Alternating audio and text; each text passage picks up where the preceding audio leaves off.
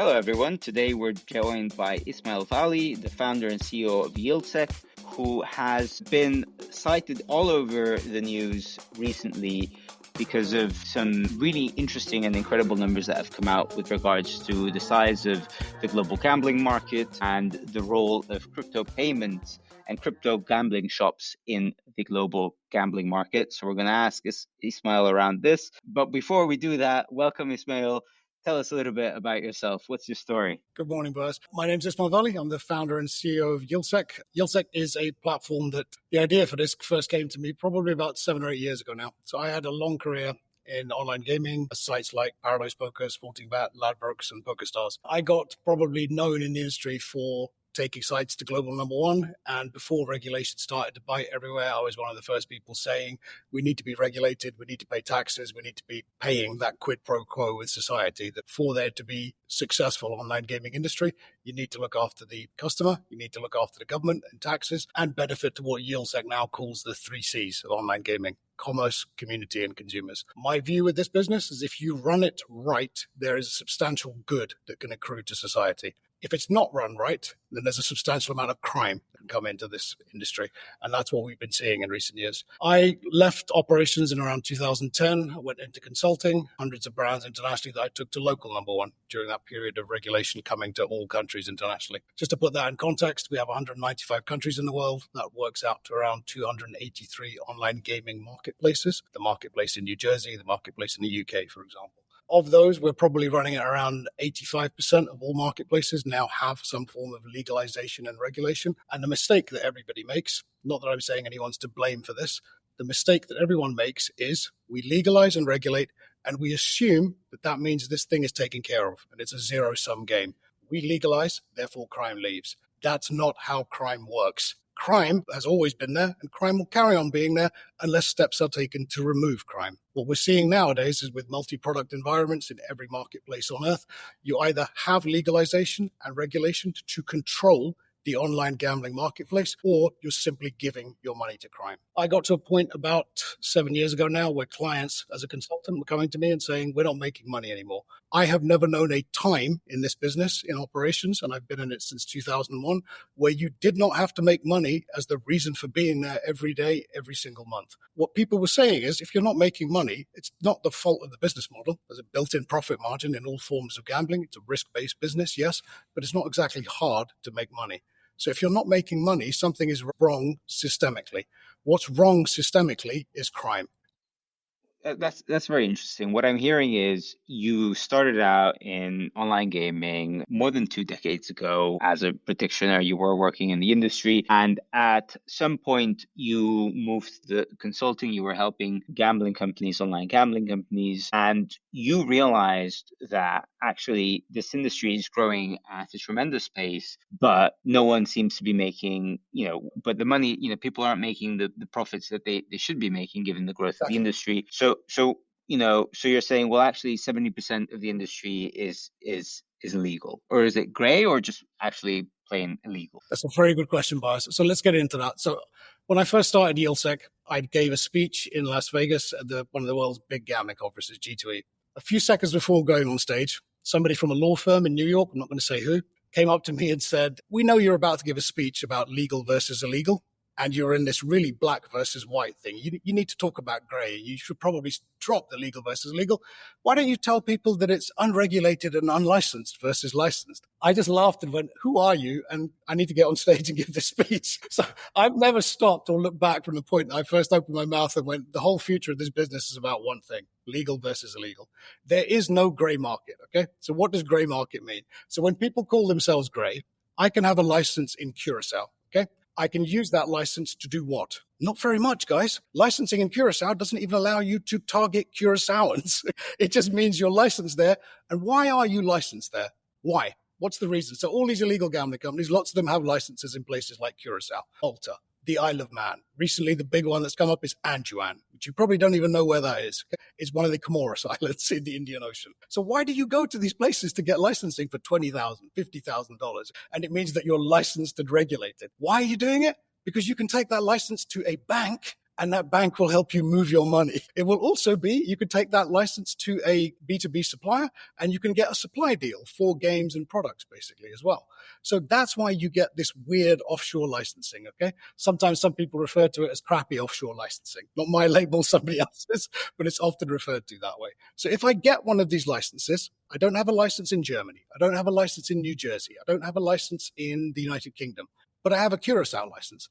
Does my Curacao license allow me to offer services into the UK? Absolutely not. No. Okay, not whatsoever. So you need a license in a specific local jurisdiction to be offering services in that jurisdiction, to take revenue in that jurisdiction, to be managed in that jurisdiction and pay taxes there. So all of this stuff that people call themselves grey market, you're licensed somewhere, but taking money from everywhere is the reality of it.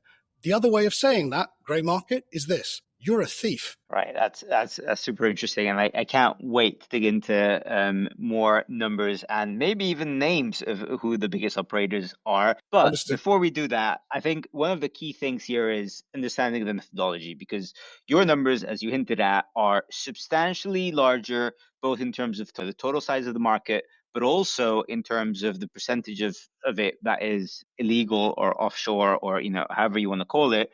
So just so that we understand a little bit better the actual methodology and where you get your data from. Actually, maybe let's take a step back, and before discussing methodology, without discussing the legal illegal part of the business, how is online gaming going in the last 20 years? In your 2 decades of experience, how has the market evolved? Just give us a general idea of trends, and then we can dive into the methodology of how you guys analyze it. Absolutely, Buzz. Thank you. And look, really smart questions so far. So I'm enjoying this as well. So thank you for that.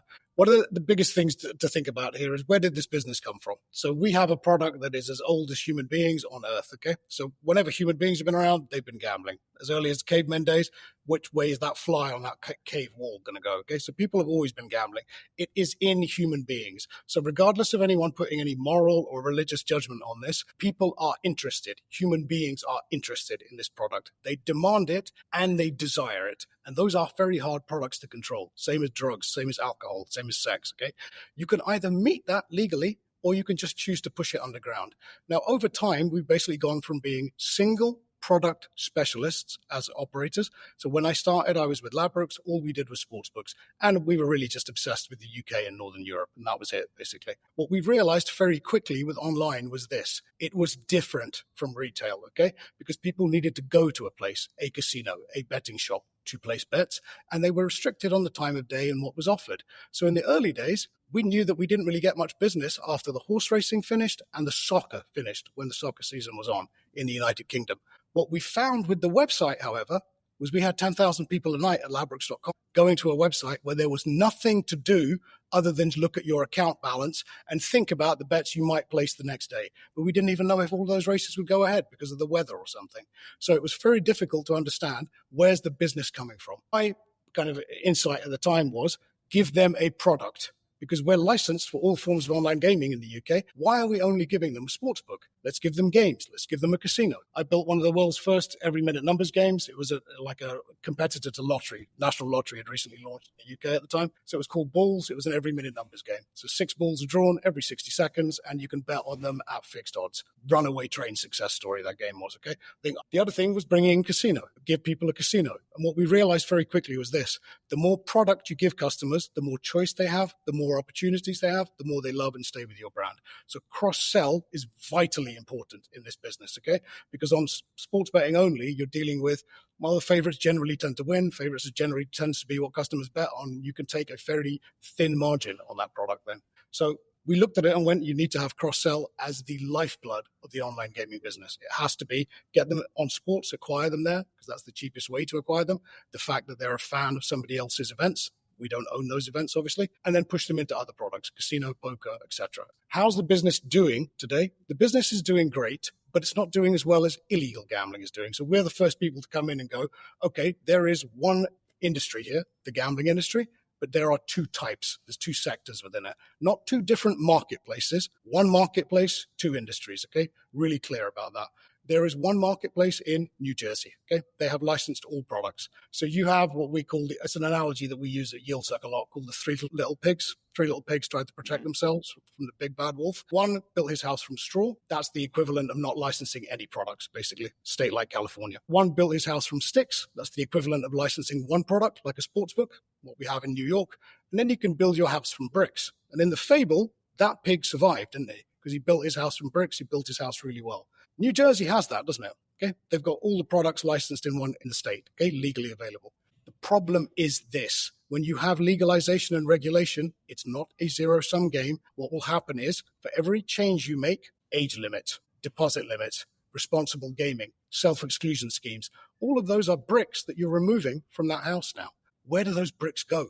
Those bricks get picked up by crime to build themselves a fortress of illegal gambling, because they'll offer everything that you don't. And what's really fascinating about this is, this is an industry, of course, that has taken off recently with various new technological developments, crypto payments being one, general legalization in the US being another. These are two factors that are driving the business forward. But what I want to understand a little bit better is how your platform is able to monitor and stay on top of these numbers. So you mentioned that you licensed a military-grade counterinsurgency tech stack. What does that mean? That sounds really impressive. What are you guys actually looking at? Okay, so our platform came from basically what we were looking at was terrorist content. So people putting terrorist content online. So it used keywords, image recognition, audience tag recognition to basically find, has anybody posted on Al-Qaeda, on ISIS content? So basically, to reduce it to really simple terms, the same tech that was used to basically find things like beheading videos on YouTube is exactly what we came from. So we basically were building out from a whole bunch of signals intelligence on things like terrorism content and saying, okay, let's remove the terrorist stuff. All I'm interested in is sports betting, casino, poker, predictors, lotteries. I just want to know about gambling content. So find me all the audience and the activity they have all around those areas. So we have 8 ecosystem essentials. We're looking at search engines and large language models nowadays with the rise of ChatGPT and Claude, etc. We're looking at sites, the websites themselves, whether it's illegalgambling.com, whichever website's there, legal and illegalgambling.com.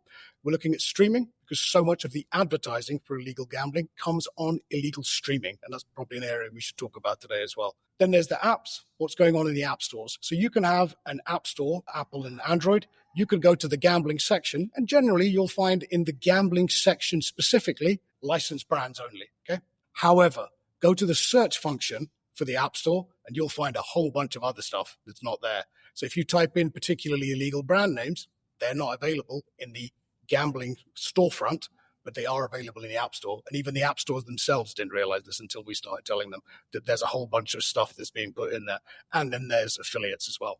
Affiliates is another one of the areas we look at. What are the affiliates promoting? Legals only, illegals only, or a mixture of the two? Generally, it's the last one. And then other areas that we're looking at to basically get to that content. So across the audience behavior, that's the main thing here. Everybody tended to look at this as a problem of just show me the industry and the industry numbers. But that's only one of the industries, Boaz, isn't it? In the one marketplace that has 2 industries. Everybody was just looking at, show me the published numbers of Bet365, show me the published numbers of FanDuel, etc. That's just giving you the legal spectrum. It's not giving you the total spectrum. So look at the audience, all their activity, all the time. We don't need to know who you are, but we do know where you are, okay? So looking at it from metadata, everything from above, our own primary monitoring, plus what we buy from third-party platforms as well. So we get a really good picture of audience, journeys, activity, dwell time. From that, we're able to then do biggest piece of tech we have is the YieldSec matrix, okay?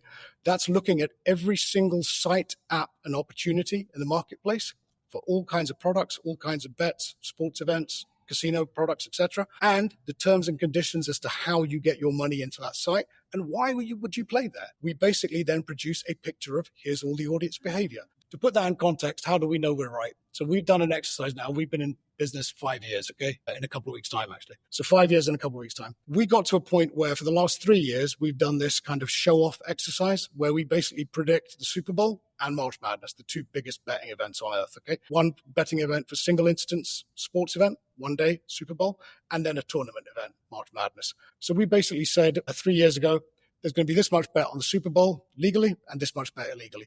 And everybody lost their mind on social media, okay? And they were saying, how does YieldSec know? How will they know? It can't be correct because DraftKings is worth this and FanDuel is worth this and all these assumptions. And what we found was when the legal numbers were declared 3 weeks after the Super Bowl at the end of February, when the legal numbers came out from the regulators in America, we'd produced a number, I believe, in 24. We said it was going to be worth $1.4 billion legally and $4.1 billion illegally, okay? The number when it was declared legally was 1.398 billion. So 1.4 billion with rounding, okay? So if we're right on that legal number, and guys, we've been right every year for 3 years on those two events. If we're right legally, we have to be right illegally because it's the same apples and apples methodology of how you look at where the audience is, what they're doing, how long they're spending there, and then a bunch of assumptions based on how much do they need to pay to get into the site, minimum deposit, what's the bonus and earn-out terms, and how many times we're visiting that website. So we've got really good at using that signals intelligence to be able to turn it into, this is the dollars and cents GGR profitability left behind, and this is also the handle of how much money is being bet at the top end. That's really interesting that you had to kind of reinvent the ways of actually measuring this problem to be able to actually identify it. Otherwise, you're just going to continue to end up with the same, it's only 1% or 2% of the total size of the market. And I think that's important. Sorry, just to interrupt you there. It's important to mention there that people often call us a disruptor now, okay? We didn't start out wanting to be a disruptor. We just started out with, we want to understand how big the marketplace really is. And when people are saying they're not making money, what systemically is going wrong here? I had a feeling it was crime. I didn't know it was at the beginning. So none of us came into this kind of going, oh, it's definitely going to be thieves. And we're going to have to tell people that it's all the black market and it's illegals. We just looked at it and went, well, where's the business going? And if you look at the audience behavior, that will surely tell you where it's going, because if only 100 people are going to Ladbrokes and 1,000 people are going to illegalgambling.com, maybe that's got something to do with it. Do you have like a top 3 of most fraudulent events? Because it seems like a lot of this is driven by events, whether it's presidential elections or NFL, Super Bowls, or whatever it may be. Are there particular events which really drive criminal activity that you see? Absolutely. So look, what crime learned real clearly here. During the pandemic, we lost all sports, professional sports, didn't we? Okay. So in 2020, going into 21, we had a cancellation of the Euros. And for a little while there, if you look back on, use one of the AI platforms or look it up on Internet Wayback and stuff, there was a period there where for a few months, the industry basically was like, all professional sports is being cancelled. After the Euros, that really shook people's confidence because nobody thought that would happen with COVID. Everyone was like, it will be fine. They'll play in empty stadiums. And then they just cancelled everything. So it was like, okay, there's no sports betting business anymore. So everyone panicked. Illegal gambling did not panic. Illegal gambling went, okay, what's another form of content we can use? So we know that we've always got casinos and stuff, and there's going to be all these people at home now, so they'll be bored. But then the problem was money. But then people started getting paid furlough checks and social benefits to stay at home, didn't they? And a lot of that money ended up in illegal gambling. Just look at last year's Brazil numbers. We were raising the flag on Brazil just to give you an idea of how much social welfare budget is spent on gambling. Brazil had issues last year with the Public Benefits Fund, the scheme that basically pays you your money if you're on social welfare in Brazil. They said that we're seeing a lot of people spending money on gambling websites with this. And we'd been saying this at YieldSec for the last 18 months in Brazil, that there's lots of money being spent from the social welfare scheme because it goes onto a particular bank account with a particular card. That money, we estimated, was 20 to 25% of all the money being given to people was being spent on gambling. And again, everybody lost their mind. Where does YieldSec get this from? It's insane. We're getting it from all the audience, and 25% of them, and all the audience, and of the audience who were there, who hit our demographic persona profiles for you may be on social benefits, 25% of the money was going on gambling. When the government then came out last year and said, yeah, it's true, it's a horrible scandal, 25% of last year's budget in Brazil was spent on gambling. And we now want to put bans in place, okay? So we don't like having to say this stuff and show people that look at the bad stuff that's going on in the marketplace, but we have tended to be right way more than we've been wrong or off target here. So there's a piece here, which is how is criminal activity using it? From that pandemic experience, the criminals learned one thing. If you don't have sports, you can create your own sports. Look at what 1xBet's doing across the world now with sports betting farms. So any kind of content, whether it's esports and League of Legends, whether it's kids playing basketball in their school arena, even filming that stuff without anybody's permission kind of thing, and then just putting that online. I'm not saying anybody's making tons of money from that kind of amateur sports stuff, but what the illegals worked out was this: content converts. So I can put anything up there, And if it's got some sports link, I'll basically be able to drive an audience from it. They learned that during the pandemic, that it doesn't need to be real sports. It can be fake sports. They then learned that it doesn't even need to be sports. I can just start saying things like, will Trump be assassinated? How much will you bet on this? So I can put these kind of things up. I can just respond to the news cycle. And across the social media piece, if it's sexy, if it's funny, if it's celebrities, if it's business driven, if it bleeds because it's news and it's horrific, there's an audience there. And if it's fake fact, well, this is definitely going to happen. Here is a system for gambling. You could be a great crypto trader and make tons of money out of it. And it's trading. That's what's convinced a whole bunch of new gamblers that they're not really gambling. They're investors and they're like Gordon Gekko in Wall Street. It's not that, okay? So they're being lied to. So across all those social media things, illegal gambling understood, there's a whole bunch of people out there who are clicking on stuff, and we are producing the narrative for that. So we don't even need sports anymore. You obviously want it because it's the biggest recruiting driver for you. But what illegals realized recently is you can just gamble on other people's stuff. So look at how they used Taylor Swift during the last two Super Bowls. Taylor Swift being there because she's going out with Travis Kelce got used massively to bring in, for the first time ever on any international sport, 25% of the gambling audience was female, from what we know. And again, a lot of that data is basically given away as voluntary within people's browser settings. But let's assume that not everyone's lying about being a boy or a girl on their browser settings.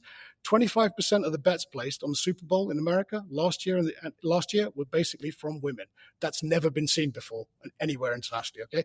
That's because women were clicking on stuff on social media around Taylor Swift, and a lot of that content was connected to, well, is Taylor Swift going to be wearing pink or blue lipstick? Will she kiss Travis's mother on the left or right cheek? So you were dragged into gambling without even thinking you were involved in gambling.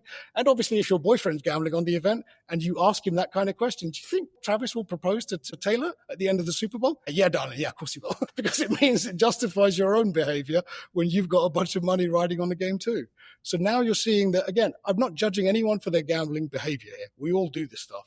But who's making the money from this stuff? And by and large, that's crime, particularly in marketplaces like America. Thanks for sharing. We have 15 minutes left, and I really want to dive deep into the numbers because I might be getting some of them a little bit wrong, but because the orders of magnitude are just tremendous. So the report I read, if my notes are correct, is that the total sort of like how much is wagered was wagered in 24 was around $6 trillion US dollars, which as far as I can tell is 5 to 6 times more than what other people report. And then you guys say that, okay, 70% of that is basically sort of like offshore illegal operators. How is it possible that Flutter and DraftKings and Bet365 don't know that 70% of the market is illegal? How are they unaware of it? Let me answer the last part first, okay? How are they unaware of it? Illegal gambling is the biggest problem in the industry. It might not be the one that everybody wants to talk about, because if I'm running a legitimate gambling company, okay, I don't necessarily want to keep telling all of my investors that we've got a massive problem with crime and we're not making the money we should.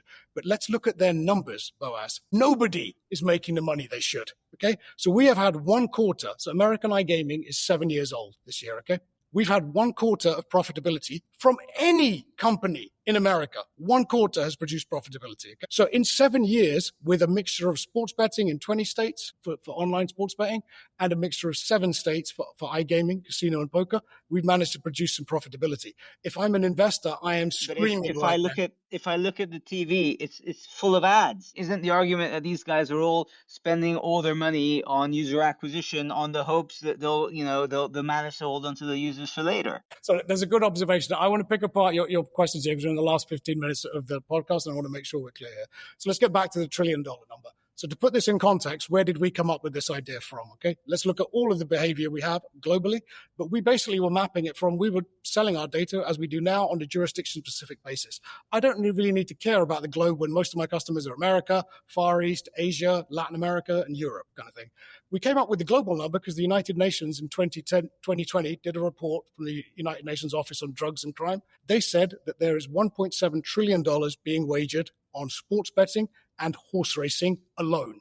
They had no ability to look at everything else, okay? We do have that ability. So if the United Nations is saying in 2020, this is based on that would be 2019 data, so prior to the pandemic. So for 2020 report, $1.7 trillion wagered, that's handle, okay? All the money that's wagered on the event. Most of that money will go back to customers because it's sports events and people tend to win on sports, okay? But people tend to back favorites. So 1.7 trillion is if you're looking at the spectrum of just sports and horse racing. YieldSec looks at everything. So getting to 5.1 trillion in 2023 and 5.7 trillion in 2024 in wagering terms, nobody should be shocked, okay? If it's basically saying that 1.7 trillion in 2020 was just sports and horse racing, okay? Now think about how much more wagering you do in a casino. All of that's factored in to the YieldSec number. Now let's get to what the numbers are like. The 5.1 and 5.7 trillion, yes, I'm sure that people react to it emotionally because as a national economy, that would be the world's third largest economy after the USA and China. So people are thinking, oh my goodness, this is crazy. But this is all human beings all over the world and their engagement with illegal gambling. So for all of the companies out there, and many of those companies you mentioned are clients of ours as well, so lots of these companies are looking at this area and saying, okay, well, what about this problem of illegal gambling? It's a problem for everybody because nobody is making the money they should make here, Boaz. Let's talk about one of the bigger ones that I suspect you would classify in the illegal industry. There is a high-level illegal gambling, or maybe I'm sure you would call it illegal gambling company that I see all the time on Twitter. There's a lot of videos that they reshare with the logo of, people getting, whatever will get clicks has their logo on it. And it's a five-letter brand name. I know the one you made exactly.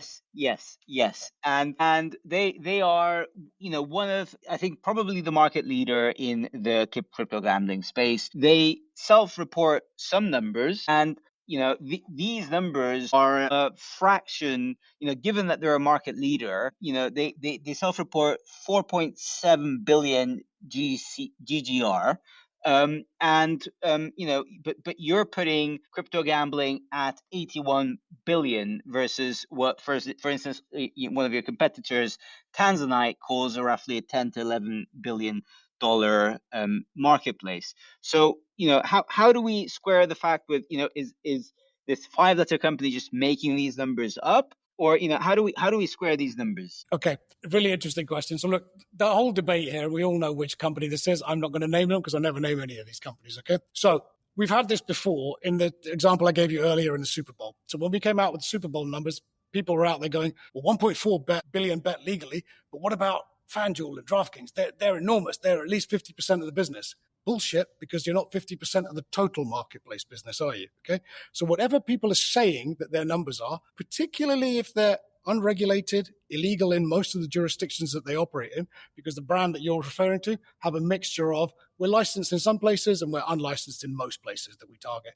So it's not whether we would classify them as illegal, it's on the basis of their behavior. Okay. So where are they licensed and regulated, and are they only taking revenue from those licensed and regulated jurisdictions? And the answer is no, isn't it? For most people who are playing the illegal gambling game, which is many companies, some of whom have this kind of like, we're licensed somewhere, but generally we're unlicensed and we got to wash that revenue somehow. So let's go through these issues here, okay? So basically, they say that they're $4.7 billion a year. Now, first point here is, do we believe that number, knowing that that's a company that operates in an illicit fashion in many of its marketplaces? So just to put this in Stake.com had a scandal last year in the UK, a marketplace they've been in for years. They had a scandal involving an adult entertainment actress, and they were using her for promotions, and some of that stuff ended up being seen by children. And there was a big scandal about it in the press in the United Kingdom. And in December, the UK Gambling Commission, the UKGC, said, oh, we should maybe go and have a look at Stake.com. Even though people have been saying there are problems with this company for years, finally, the adult entertainment bit was the bit that made them come in, kind of thing, to be involved. At that point, they basically said, Stake.com turns around and says, you know what? Have your license back. We don't need it anymore. Is that the actions of a standard legitimate brand who basically is saying, of course you can come in, have a look at everything that we've been doing, or do you give them their money, their license back, and basically go, all that money we invested for 5 years in the United Kingdom marketplace, the shirt sponsorship we have with football teams, all of the things we've done, no, the day that you want to come and have a look at us, take the license back, we're leaving. UK means nothing to us. That doesn't strike me as the actions of a straightforward business. I'm just very conscious we've got 5 minutes left. Ismail, is there something we haven't asked you that we should have asked you, or is there some misconception out there that you really want to address? I'd say let's put that number in context then, okay? So do you believe that a company that says it's making 4.7 billion and that's all it's making? Okay. So there's a piece there where I've never said anything. What we said was the whole crypto gambling space, and that includes all gambling products, is in the 81.4 billion. Okay.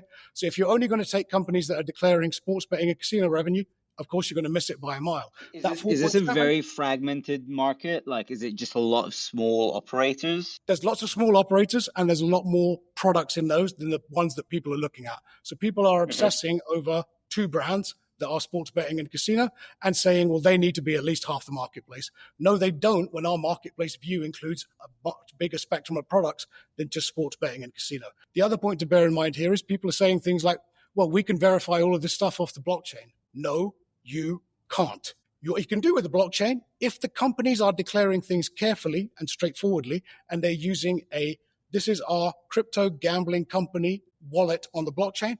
Yes, you could verify all the transactions, but that's not the reality, is it? For every credit card company out there, basically, they don't know how many things are being done by illegal gambling because illegal gambling lies. It's a form of crime, okay? They're never going to say how much money they're making. So they'll use payment miscoding, the same as they'll use blockchain miscoding. They'll basically say that, yeah, we're using this thing on the blockchain, but that's not where all the gambling money's going because it's all being classed as buying sandwiches or something. So other stuff is being put through there. So there's no ex post facto way of working it back to say, we know exactly where that blockchain money is going, and it went to these brands on crypto. The other piece of this is, if companies have a history of operating illegally, do you really believe them when they're shaking that bag of money saying, we're only making this much money? Do you believe that number? Seriously? Because at some point, you're going to get caught holding that bag of money in some country that wants tax on that money. So no one is that dumb in the criminal world to also be out there saying, well, that's all the money we're making legally. So even when our number came out, people were saying it could be 10 billion. I'm sticking with our number because we've been right on everything else we've ever looked at, okay? We're very happy with the 81.4. All products that are classified as crypto. That includes gambling products where people are using crypto as their first payment option. And there's a whole bunch of activity which you can't check against the blockchain. So for everybody who wants to doubt it, we had the same doubt on the Super Bowl numbers. We've had the same doubt on our March Madness numbers. We had the same doubt on our percentages of legal versus illegal. And 5 years later, YieldSec's still here and we have a great business.